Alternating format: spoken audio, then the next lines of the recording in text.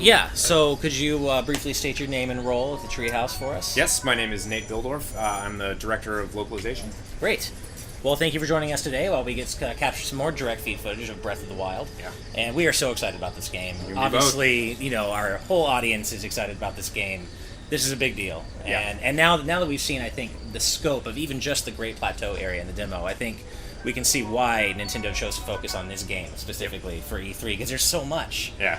Well, yeah, I mean, we were a little bit worried that, we wouldn't be able to get people enough hands-on time, and that's one of the main reasons why we had to basically devote every station in our entire booth. Yeah. And it's still not up to the task. I mean, you guys have seen the lines here. It's we still aren't able to get as many people through as we'd like. Yeah, I mean, we heard that even, I think yesterday, 15 minutes after opening, the line was Had to shut down. So we're very lucky that we're media attendees because, Yep.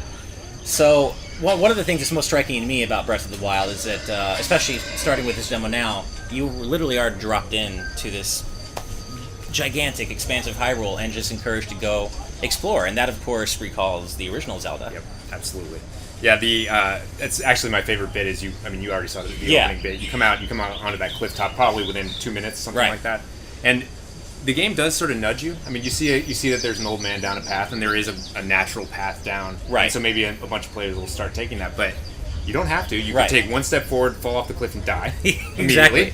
You could take a left. You could climb up the cliff behind you, and maybe possibly freeze to death or retreat. You could wander down into the woods and stumble on essentially a mini boss in the form of a step talus that's down there. You guys have probably seen it, like a boulder monster that's down there. I mean, you can immediately put yourself into extreme danger. I love how every possibility ended with you probably dying. Yeah, It feels like a more dangerous Hyrule this time around. It feels like anything could happen. You're always kind of in danger because you don't know. I know when I was playing, we were playing the demo on day one of E3, we stumbled upon one of the Guardians, and we're like, okay, we'll see if we can try to take it out, mess around with it. One shot from that laser blast, now is it. Yeah. And especially... Speaking of which, yeah, he's wandering into an extremely dangerous area right here. Nice. See that? See, actually, I don't think Looks I've pretty even... peaceful. Yeah, I haven't even been down here on my playthroughs, so... It's a little innocent clearing, and probably people would, there's so much stuff around that you might wander in here to collect some mushrooms, but if he wanders into the exact middle of that area, yeah, he just woke him up, actually. Nice. You can hear the music. Now, do you think that this constant sense of danger and the willingness to let the player get a game over multiple times, is that kind of a direct response to the complaints that recent 3D Zelda games have been too easy, like Twilight Princess? I think, yeah, Mr. Aonuma has actually spoken quite a bit about that, about trying to recapture a little bit of the sense of removing sort of the hand-holding that permeated some of those titles. And there's definitely a place for that, and I think that for some people playing this game, there will be enough guidance to get them going forward. Because obviously, we don't want just core players. Sure. We want people who are new to the franchise as well. There will be some guidance for people who really need it to continue playing. But for those of us who really want sort of the old school, I want to die a lot experience, it's going to be there. And luckily, the game gives you so many emergent ways to sort of tailor your approach to it that everyone is going to have a different playstyle for how they want to survive. I mean, literally, if you decide you want to mess with this thing right off, one of the ways you could do it is spend 3 hours collecting enough food that you think that you might be able to survive the encounter, so that every time you get wailed on, you could just be chowing on mushrooms or meat skewers. But a lot of people are just going to want to wander in there with a good weapon and try to take it on, as a sort of a badass fighter. Right. And there's always that kind of, it's fun when you're playing a game that you feel like you're trying to break the rules and the game lets you do that. It's like, maybe I can game the system a bit and take on this boss really early and push through just based on healing items and food. And I think that speaks to the confidence that they have in the game systems that they have implemented here to encourage that sort of game breaking, because it's what it says is we've created a living world, we've created a great physics model, a great sort of AI model, and go have fun with this. Go solve it however you want. Well, you saw that little bee's nest right there. He's obviously running from it, but the first time I came in here, I actually tried to get those bees to go over and attack the step talus, and they did not do that. Oh, okay. Apparently they don't want to attack something that's made out of rock. Well, but you I can definitely lead them to to the Bokoblins. I mean, if you want to do that, they'll go attack them. Right. So, obviously now Tom here is doing a great job fighting this boss, because that little sliver of health it's lost, he's doing well. I think he's a little overmatched with his current weapon maybe set, but just a bit. Let's not break his heart by that. So I think one of the things that just really strikes me about this game, and as I played through the demo, is just we have this great plateau, and you see all this stuff in the distance. It's obviously not playable yet, at least in this build, and this is truly a massive game. Like, this is really the scale of Hyrule in this game is unbelievable. Yeah. It's so if you were, I don't know if you can talk about this yet, but if you were to guesstimate like how long it would take Link to run across the entire game world from one end to the other. And I've done it. You've done it. Okay, nice. One of the reasons I think why it's impossible to get, I mean, you could probably try for like an empirical, you know, if you could just crunch the numbers, you could say as the crow flies, if you could. Someone on YouTube will do it, I'm sure. Yeah. But the problem with it is that, number one, the topography of the ground is so varied that you're not going in a straight line anywhere. Mm-hmm. There's rivers, there's mountains. Right. And you know, depending on the route you take, you're going to have to take sort of detours. You know, maybe it's raining when you come to a particular cliff and you don't have enough stamina to climb it up because it's too slippery when it's raining. But besides just the topography, my biggest problem is even going in a straight line on the Great Plateau is impossible because there's so much stuff to deviate from the path that you're trying to go on. Right. Maybe you see a camp and you want to go raid it. Maybe you see some mushrooms growing on a cliff face and you want to go get them. I mean, there's so much to basically catch your eye and make you go after that it's impossible to really gauge that. So I don't know. No. I know you're looking for like a number, but it'd probably be impossible to. No, and that's kind of the beauty of open world games. I think it's a tough balance to strike with open world games because personally I kind of like linear guided approaches, and I feel like the kind of anti-buzzword right now in the industry is linearity. But I think there's a balance to taking on open world games where you don't feel too directionless. You don't feel like you don't want to be given too little direction because you're like, what do I do? It's like the paralysis of analysis. But Zelda here seems to really strike that balance of guiding you when you want it. Yeah. Like, I noticed that when I was kind of messing around, I didn't go follow the old man at first. I was kind of messing around, and who I assume to be Zelda, or whoever this woman is, speaks to Link and says, hey, go to the Temple of Time and do this. But then it leaves you alone. So you know where to go if you want to advance the story, but you don't have to. Yeah. And that's key. Yeah, it's... And there's sort of two ways. There's two different types of guidance like that. Because if you had gone and spoken to it, it's an old man, not an old woman. Just the beard would have. Oh, did I say old woman? Yeah. Oh, I thought I said old man. Okay, no, I know it's an old man. That's so funny. Okay, he's wearing a beard. No, but if you had spoken to the old man, you would have actually gotten a waypoint that says, you know, here's where I'm suggesting you go. You don't have to go there, right? But if you want it on your map, you can go there. But the other way of doing it is setting waypoints for yourself. So one of the things that I do constantly in this game is climb to the highest point that I possibly can in any area that I'm in, take a look around, and then set a waypoint on points of interest. So you might see a shrine in the distance, you might see another tower in the distance, and you know you'll drop your marker, and then all of a sudden you've sort of set your own goal, and you can be following that. It'll show up as sort of a glowing spot on your mini map, saying, hey, you know, if you want to continue sort of north, you kind of are going to the next thing that you want to see. Right. But it also gives you the ability to diverge as much as you want. Right.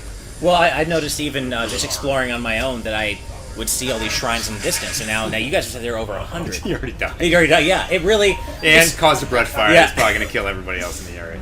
It's funny, like for some reason the vast majority of deaths that we have all had have ended with Link on fire. For whatever reason. A lot of things can burn in this game. Yeah. And I mean, if he's carrying a wooden shield and somebody comes at you with a wooden club and swings it, you might set that on fire. Right. Obviously, if somebody sets fire to the grass and you're in it, you're going to take some damage. Yeah. I think in that case, actually, he tried to pull a bomb out, and because the wind was so high, it blew it out of his hands. It kind of looked like what it did, and then it blew up. And right. And then he set everything on fire. and that kind of speaks to just how incredibly organic this world is, and the myriad ways in which Link can interact with it. I mean, I believed on the Treehouse stream, maybe day 2, they were talking about how you can literally, if you want to, intentionally set a brush fire and use the hot air to get more air for your sailcloth or glider. Yeah, that's look at what his bomb is doing. So he just dropped his bomb and it rolled all the way up there. Because he's in a really, obviously the winds are really heavy in this little valley. But I mean, that's another way to do it. It's like, hey, I'm just going to put this round bomb down, let the wind carry it all the way in there, blow it up. Does that affect arrows and dragons too then? You know, arrows I haven't experimented as much with, but it's affected almost everything else. So I would assume that it'll knock them sideways. You're going to have to compensate for the aim. Right. So he tried to go in and raid their treasure chest without them knowing it, but obviously it didn't work out well. You can Z target with the ZL button. So just so that's kind of a carryover from earlier 3D Zelda. And you need it. You know, I think it's. I've always loved that particular system when it comes to sort of giving you the best camera angle at any given time while you're battling guys. Mm-hmm. Wow, he's just lighting these guys up. Yeah. Wow. So Fire Rod is is obviously great for distance fighting, but if you actually hit people with it, it's going to break. So Right, ranged weapon. And that's something that's It's hilarious. too. So just sorry for interrupting you, but the fact that he basically walked here right out of the cave, and he's already got a fire rod, which ordinarily would be like Dungeon 7. Yeah. I mean, it's like, oh, here's a fire rod, go play with it. Try not to burn the entire game down. Yeah, that alone is such a huge departure from what we've come to learn from Zelda. Usually Link gets 2 or 3 main weapons over the course of the game, and that's it. Yeah. And now we have these weapons that break, and you can have multiple kinds of the same weapon. And he would have gotten this fire rod and immediately had a very specific puzzle to solve with it. It's Right. not the case here. It's just, here, have fun with this fire Right. rod. Oh, wow. Yeah, I mean, Yeah, really... you're terrible. Good for the environment, man. That's Yeah. Oh, man. You're trying to save Hyrule, not burn it to the ground. probably smart that he's not going down How did there. you know after burning it regenerates?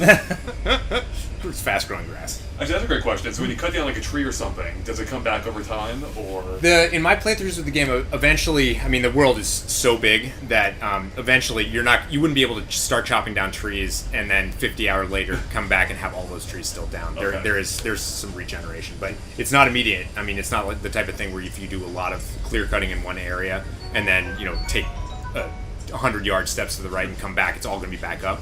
It takes more time than that for it to regenerate. Gotcha. I see. But yeah, Well, and I don't want to encourage full lumberjack speed runs where people try to take out every tree in Hyrule. That would be terrible. Yeah, you really are just burning. Yeah, we shouldn't have given this dude a fire rod. That was a really bad idea. I know. So like, all the E3 aggression coming out right now. This is a great place to get to though. Just so, once you get up to the top here, just take a look around. So this masonry sort of forms the border of what is the Great Plateau. So you can see this early area is it's not this is what I love about the game. It is a natural block point for you to get off this area. It's not an invisible wall. It's not a character saying don't go any more in that direction. Right. It's basically you're on a giant plateau and you have no real way of climbing down or flying off. And so, of course, you guys have seen the paraglider. Ultimately, that's going to be your way of getting off this area. But Right. The fact that the game sort of organically keeps you from doing things, for me, that just it makes me believe in this world so much more than in typical video games. Sure. Where you basically have to get excuses for not proceeding. Or just hit an invisible wall. And yeah. But I mean, you'll find that when you go out into this world, you'll say, look, I want to get to the top of that mountain, but maybe it's too cold and you just don't have the gear to do it. Right. And maybe you'll try to do it by packing 50 spicy peppers in your pocket and trying to climb all the way up. But you may eventually run into things that you really need to gear up, or you really need to just get more items in order to proceed. But it's organic. It's not the game saying you can't do this yet. It's like, hey, you can try, and maybe you'll do it if you game the system enough, but you're going to have a hard time until you... Yeah. That said, though, one of the things that excites me the most about I want to get this game in people's hands, but I've seen it on a smaller scale, even at E3, is I'm just so excited to see people break this game. I'm so excited to see people play it their own way, because I've already seen people do things. I've spent hundreds of hours with this game during development. Oh, sure. I've already seen people do stuff that I never thought of. It's like the fact that I can be surprised in over a 3-day span with a game that I'm this comfortable with is just makes me really, really excited for the future. Yeah, well, and yet you actually are coming off of another game you guys recently published where that's encouraged, which is Bravely Second. So I have that kind of gameplay on the mind anyway, because that's another game that encourages you to break it as much as you can and find ways to just completely demolish the competition or the enemy. So I mean, again, I think one of the most striking things for me about this game is how much it really did feel like Zelda 1 when you first start, because that's a game where you can go and get killed immedially. Oh yeah, I died on those first Octoroks several times, spitting rocks at me. And it's just it really does feel like the modern kind of cutting edge equivalent or incarnation of that. Yeah, they captured the soul of it. I'm telling you, I couldn't be happier with how much it gives a good echo. Oh man, you are just tempting. So would you say this is just as much its own new chapter in the Zelda, canon as it is kind of a reimagining of the first game? Not reimagining. I mean, it's definitely I don't want to give the impression that it's in any way sort of a retelling of the original story, but it is to me a recapturing the essence of what made that game appeal to so many people. And I think for somebody my age and your age as well, for people who grew up on that type of game, it reminds me why I loved it in the first place. It's there's challenge there. Oh, you broke it. That's probably a good thing. That's the game telling you to stop being such a bad person. Be more responsible. Yeah. Oh, it's so funny. Now, if I recall correctly, you actually worked with Aonuma-san on deciding the subtitle for this game, correct? Yep. So can you talk a bit about how you decided on Breath of the Wild? It was a very long process. Of course, we were there, of course, developing the game in localization. We were working on the game very, very early on, naming and various other game systems. So the conversation took a long time, many, many months, and we went down all kinds of blind alleys and had a bunch of options that we kind of liked and didn't like, and we went through all the natural Zelda titles. Like, okay, are there special items in this? And there are interesting items in the game, but was there one iconic one? Didn't really feel, we weren't really feeling that. Do we want to concentrate on the plot points, because there's a great story to this game? Does that feel like the title that we want to do? And that didn't feel right either. And what we kept coming back to is the feeling of walking around this world and the wonder you feel of taking in the environment, wondering what's happened to this place. Why is this all in ruins? Why is this place overgrown in the wilderness? That really felt like the soul of the game to us. And at the end of the day, we just settled on this combination of words. Sorry, I'm distracted because he's freezing. I know, he's going to die soon, yeah. Let's see if he's got anything. There we go. Oh, yeah, he got gear. So, you wouldn't necessarily have this gear, unless you found it. But there are definitely other ways that he could have stayed warm. He could have cooked something that would perhaps given him a heat boost.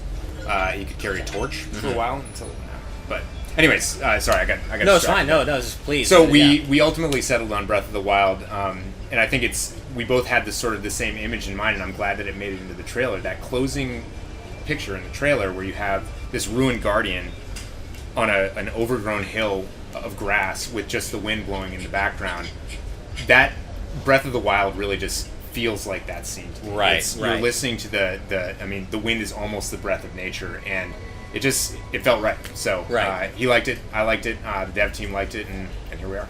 Now, for some reason, I know Andre and I have had trouble. For some reason, we keep calling this game unintentionally Breath of the Wind. Is this something you guys have done internally by accident? Like, I don't know why I keep associating wind with breath, but yeah. But I mean, I think I can see the connection. I haven't had that problem myself, but I see how you got there. yeah. But no, I mean, I think it's a great name, and it's interesting too because as you said, so many Zelda games are named after special items or specific story beats, whereas this one, it seems to be named after the concept of the overall game, which is, I think, an important distinction. Yeah, it is. No, I couldn't be happier. I think it really rolls off the tongue. I really like what they've done with the logo too, both in the U.S. version and I don't know if you've seen the Japanese logo. I think it's the first time that they've used the they went back to the OG style. But I noticed that in the U.S. logo, just you see how everything is sort of cracked and broken, and the Master Sword is all banged up.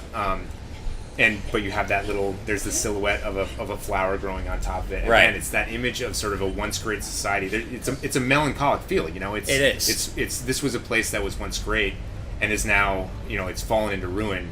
Finding out the story of that and exploring the world is, how can you not want to do that? Right, no, and it's interesting too because at the same time, while the story seems to be kind of emergent and you go out and figure out yourself, at the same time there seems to be more of a focus than usual on the story. Even though it's not handed to you in a heavy-handed way, it's still a focus because you really you're driven to find out what's happened to Hyrule, what's going on, and so I know I'm sure you guys spend plenty of time reading funny fan theories online and stuff like that. Now, I know what you didn't include in the demo was very deliberate in terms of like towns and villages, and that was talked about in the Treehouse stream. Yep. Would you say the same is true for what you did include, or are you specifically trying to get people to guess why is a Temple of Time there? Like one of the things I first noticed as a big Wind Waker fan was, whoa, they're Koroks for the first time since. Did you specifically include certain elements like that in the demo to get people wondering, hey, where might this fall? Or no, I don't think so. I think that what you're seeing is just the natural extension of what is the beginning of the game. This area is meant to, as if you talk to the old man, he basically tells you that this area is basically one of the original areas of Hyrule. It's nice. So it is what you got to do. Just take things and throw them over cliffs. It's a holy place, obviously, with the Temple of Time up here, and Link's chamber of resurrection where he was in. This is obviously a very special place in Hyrule, and so the fact that it is isolated, I think, is a natural extension of that. It's meant to be a place that he went into this. There's a reason why the chamber was up there. Is because it's undisturbed. Right. And as you go out into the rest of the world, I think you'll start to see more of those other elements that you're talking about. I mean, obviously there are towns and villages and stuff like that, but they're not on this isolated plateau that is meant to be. It's there for a reason. Now, I know one of the things Al Numasan has always said about Zelda is how, as much as you guys, of course, release a Hyrule story, you have the timeline out there laid bare for all to see, yet still these games are designed, of course, around the gameplay concepts first, and then they're kind of slotted in where they feel that would be appropriate. Would you say that's kind of the same approach taken here, or is there a slightly more bigger focus on working the narrative into the overall picture of things? I probably can't answer that. I understand. With the No problem. given what we're trying to reveal today. Sure. And again, this is our challenge because there's so much to be told about this game. Yeah. And we are. I honestly am so excited about this game that I want to tell everybody about it. I also really want people to just experience it. It's going to be such a rich experience that uncovering that for people for them, and it's going to be your challenge too, because we're going to be like, don't tell them. Oh, totally. Early on, when we get closer to launch, we're yeah. demanding that you don't put stuff online so that people can really experience it for the first and I'm time. so excited because I wouldn't say I'm not one of those people who will make a 10-page post on Gaff about the timeline, but I am a timeline nut. I love looking at the little nods and trying to figure out, hey, why is this here? I think even just with what you've already seen, you can be sure that there are going to be nods and connections all over the place. Nice. And you'll probably have to do some crafting on your own as far as what that means. I bet you don't have it. There probably will be some definitive answers and then some stuff that will leave you wanting. Right. I wouldn't have it any other way. That's Zelda to me. Well, and one thing that I also think is really unique about this game is the way we are introduced to Link. Normally, Link is just this kind of avatar type guy who, it's like, okay, he lives with a grandma or he lives with an uncle in a house, and we don't really get a sense that he had a past before that. Here, this is the Link that we see, at the very beginning of the game. He's being he's Tower of Resurrection, that he's waking up from some sort of slumber, and we get the sense that this is a Link who's been through something before, and and there's a mystery to the character of Link himself in this game that we've never seen before. Yeah, it really is. And I think that should give you a hint as far as the narrative structure goes, that this is going to be a bit different. There's a big story behind it, and given the state of the kingdom and the mystery surrounding what's going on with Link, you can bet there's going to be a narrative payoff. But I'm so excited. That'll be a later date. Why isn't it already March or whenever this game's coming out? I'm so excited. So now here we're in one of the shrines of Trials here. So do you want to talk a bit about how there are over 100 of these dotted around the overworld? Everywhere. And And these early ones, obviously this is the beginning of the game, and so these are not hugely complicated shrines. Sure. These are actually the ones that are really meant to introduce you to the various powers of the runes. So it's very similar to when you would get a new item in a Zelda dungeon, where you would immediately be presented with sort of the basic puzzles. Right. Like how do I use this item to actually interact with the world? And so the Magnesis rune, the bomb runes, basically, and the Stasis rune as well. These early shrines are meant to sort of teach you how to do it, and you can see he's trying to figure out what to do here. Right. This particular rune basically makes you can lift columns of ice out of the water, and they go from down to up. And so this particular gate, which might go down to up, could possibly be solved. if Andre could figure it out. Hey, just so you know, Andre, if you look at that thing again, you can break it. Except you're in Magnesis right now. Yeah. You're on the wrong rune. Put it on ice. There you go. That's something else that I've noticed about this game, is that it's not necessarily, as you said, there are. It can be friendly to newcomers and casual gamers, but at the same time, this is a fairly complex control scheme, and Nintendo as of recent has been really focused on simplifying things for the whole family, and this seems to be something that's like, hey, we made this game for more seasoned gamers, if you want to look at it like that. Yeah, there's don't get me wrong, I think that that's funny. That's cool. So he's doing the classic Zelda thing, which is, I just got this weapon or rune in this case. Yeah. I'm going to use it to defeat the first enemy I see. That maybe wasn't the best idea with that particular thing. Don't be afraid to use your other items if you want to. You gave him a good perch to shoot at you. Yeah, right. Helping him out. So, anyways, I want to just nice. explain a little bit more about the shrines, because these yeah. early ones in the early bit of the game are sort of introductory ones, but. Like you said, we've mentioned that there's over 100 of these dotted around the landscape, and they definitely increase in complexity. There are plenty of shrines that I've run into as I've been exploring that I straight up walked directly back out of because I didn't feel like I was prepared for it. Either I couldn't solve it, or there was a particular enemy in there that was too hard, and I didn't think I could handle it. But the beauty of shrines is that once you activate them, they become waypoints that you can actually fast travel to. So it doesn't make you feel bad about, oh man, I just climbed this entire mountain and went down this valley. I found this hidden thing. I can't solve it. How am I ever going to get back here? You can just warp there whenever you want. So it makes it very, very convenient to go back and solve it. Now, something that I think is really interesting about this game is the Sheikah slate itself, which you can unlock. Find. Wait, Andre, go back there. All right. Just because I want you to take a quick look around. Hang on, you can get to that point. No, just one go second. for it. Yeah. Back this way, and then look to pivot all the way around. Oh, keep going. Pivot. You see? Look at that orange thing over there. That one. There's a treasure chest over there. Oh, is that a treasure chest? Oh, Nice. Sorry, I've got OCD, man. I like having you leave a treasure chest behind. I wanted to point it out just because, in general, shrines, of course, you want to get to the end to the sort of the Sheikah monk that's at the end, because you will always get rewarded with a spirit orb.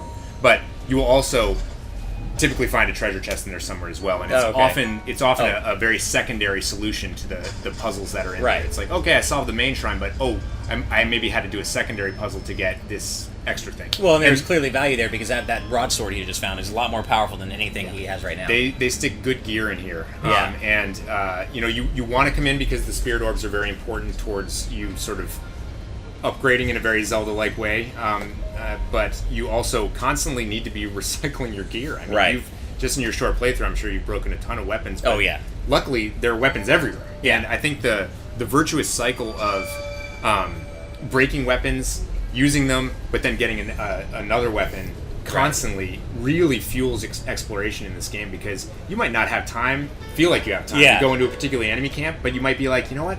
I'm not really psyched about my current gear. Can I sneak in there and grab some of this stuff? Right. And for me personally, when I see a really powerful enemy, even if I don't feel like I'm tricked out well enough to beat it, I have this like horrible temptation to go, he's probably got a really kick-ass weapon. If I can just find a way to beat this dude, no matter how I do it, I'm all of a sudden going to be geared up with whatever he's carrying. You might even see it, because I mean, you can physically see what they're carrying. Like, the guy might be walking around with a giant axe. Like, that axe needs to be mine. How do I do that? I don't have the weapons to do it. Can I just hop bombs at this guy? Can I maybe knock it out of his hands and grab it and then run? Yeah. I mean, you can do it in many, many different ways. But, or just burn everything, like Tom would probably just burn his camp. And actually, speaking of the weapons, then that's just me speculating, of course, but the fact that you have all these different weapons you can use and they're all breakable, I feel like that's going to make, again, speculating, but the trailer that we saw here at E3 does end with this really haunting kind of, it settles on the Master Sword, and it's like, I feel like for the first time, maybe in a long time, actually finding out where the Master Sword is and utilizing it possibly because you have all these breakable weapons and you kind of have to forage around for anything you can use will be that much rewarding. Like, the structure of this game is just so interesting to me because it's so unlike anything we've seen in Zelda. Guy's carrying that guy's awesome. Still living head around it. That is creepy. I remember, and when we played before, he actually... come on! That's so good. I've never seen that. Oh my god! You just drop-kicked his head. And one of the weapons I noticed you can use the Stall Child's arm. You can, like, a still living arm to hit... Yeah. I've never seen that before. He drop-kicked the head at him, and the other guy hit it, and it ricocheted. Again, it goes back to what you said about the world being so organic. Yeah. Now, touching on the Sheikah slate thing I mentioned earlier, so obviously there are runes you can unlock, and you increase the functionality of the slate. Was that kind of, do you think, a response to the idea that maybe Link's pockets were getting too abnormally, like, he was carrying all these 28 different items around, and now we have this one item that does a lot of different things? That's actually... You'll have to ask Mr. Aonuma that. That's a very good question, because clearly I think one of the coolest visual things in this game is the immediate representation of whatever gear he's carrying being visible. I mean, you have your current bow, you have your current shield, you have your current weapon, and it makes Link just looks cool running around with all that stuff. Yeah. And you're right, I guess he doesn't have bulging pockets, so maybe that didn't inform the decision. It may be that he also just Mr. Aonuma and his team just thought it was a cool gameplay thing. Oh, this looks suspicious. What is this? Yeah. See, now if I see a ring. If I had an ocarina, I would want to play the Song of Storms here, but something. Yeah, you can pick rocks up. Try grabbing them. I don't know. Are those pickable? You're not getting it. I can almost just hear Tom think, just burn it. See if anything opens up. Just burn the ring. Seems more like a bomb. Try bomb. God, look at the sky. Oh, jeez. Good plan. Eat You some. might want to snack on something. Yeah, that's a good one. Yeah, I mean, even mushroom. just a bomb, the fact that you got 3 hearts and did 2 hearts of damage. Yeah. That again, like Link feels more vulnerable in this one, at least to start. And because I know one thing that's a lot of people said about games like Twilight Princess and Wind Waker, like if you had played a Zelda game before, you had to really go out of your way to die. Like Yep. it's really difficult. And this one, it's like, have you ever played a video game before? Because I'm just getting game over all the time. Yep. It's great. No, absolutely, and it makes you think about the other game systems. Some people might look at cooking and say, well, why do I want to collect a bunch of ingredients and spend a bunch of time cooking? Right. But then all of a sudden they'll find themselves out here and they'll be like, okay, I have 30 mushrooms in my pocket and each one does a half heart worth of regeneration. I'm going to sit there and scrub them all. But Yeah. maybe if I had just taken a brief breather in my adventure, hung out by a cook pot, whipped up a couple meals that all of a sudden heal me to 8 hearts and beyond, maybe that would have been a worthwhile use of my time. Right. And I actually, this is just me personal, my personal gameplay style, but I do a bunch of action, and then I like actually taking a break on, a cliffside camp because I happen to find a pot and being like, you know what, I'm going to spend a little bit of time here whipping up some stuff to make me feel like I can go out and Right. be ready for anything. It really makes you feel like you're setting out on an adventure. I mean, as corny as that sounds, you literally feel like you're sitting there and you're like, all right, I'm gonna try to reach that far mountain. I gotta gear up for this thing. Yeah, it really does feel like you against the world. Yeah. Like literally, and it's so cool. Now, this actually reminds me of something I wanted to ask before we wrap Sure. up. I know we're almost out of time. The stamina meter, I have been hearing conflicting reports. Is that something you can upgrade over the course of the game to where Link can climb longer or run longer, or for more extended distances? There are a number of systems that you can upgrade. Okay. And while I'm not going to talk specifically about that one, I think you'll find that they're when we unveil more of that stuff, the answer to that will become clear. But yes, Gotcha. and there are ways to upgrade your abilities. Okay, cool. Man, I can't even say how excited I am. I know we all are. I mean, yeah. Well, I mean, I see this game all the time, and just sitting here watching you play it is making me excited. I want to go home and play this game more instead of working at E3. Yeah, right. Well, That is a testament to. And it's got to be hard for you because I mean, working in the game industry, we have all been privy to secret knowledge before, and you, of course, have seen much more of this game than we have. So you're like, I this cool wish stuff. I could tell you all Yeah. the things inside this head. I think one of the things that unfortunately is not an E3 demo, but I wish that you could experience is the second that you get your paraglider. Look at that! Wow. That's awesome. The second you get your paraglider, scenes like this become all the more impactful because you're dead. That's the end for you. That's so good. Climbing high spots becomes all the more impactful because you go up and you love being up there. And Yeah. it's like, look at this amazing view, and then you can just jump off. And then you just do sail what down. Andre did. And it makes climbing all the more impactful. Right. Well, thanks so much for your time. I Oh, yeah. appreciate it. No, my Great pleasure. conversation. Seriously. We're so excited about this game. Yeah. And we You know and our me both. audience is too. So Yeah. Excellent. Great. Glad you like it.